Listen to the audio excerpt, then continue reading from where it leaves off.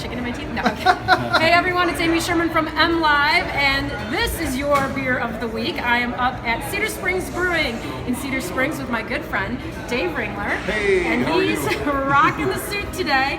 We were lucky enough to come up here on our search for Michigan's best fried chicken. They were one of our nominees, and I'm gonna tell you the chicken was really delicious. But what I'm usually up here for are their fantastic German-style beers. Cheers. Prost. Prost. So you picked out a beer for me today that's one of your mainstays. Yeah, what we're drinking today is our Kusterer Original Weiss beer, and Kusterer is named for Christoph Kusterer, who was the original German brewer in West Michigan. But original Weiss beer, a lot of people are familiar with Weiss beer, Hefeweizen, and Weizenbier. Those are all interchangeable terms. Original is actually the historic style. This goes back 500 years. You called it an antique beer. Antique beer, exactly. This was, for several centuries, exclusively brewed by the Royal Court of Bavaria. The royal brewer was the only one allowed to brew this. The government restricted the use of wheat to save wheat for bakers, of course, to make bread. And for several hundred years, it was not only exclusive to the crown, but it was also a pretty good moneymaker. It was up to a third of royal revenues. In fact, the Bavarians financed their 30 Years' War against the Swedes on the sale of Weiss beer.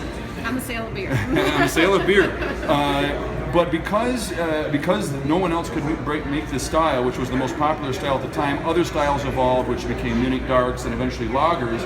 By the 19th century, the popularity of Weiss beer rather waned. And the king opened it up to the public in the mid-19th century. There was really only a handful of Bavarian breweries still making this beer for the next century.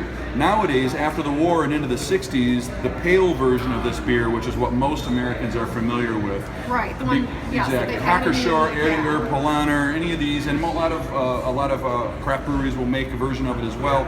But that blonde version, sometimes they'd serve it with a lemon, even though that's not traditional. But that really evolved, and it's what most people know. This is the original style, hence the name, original style Weiss beer that had existed, as I said, for hundreds of years before.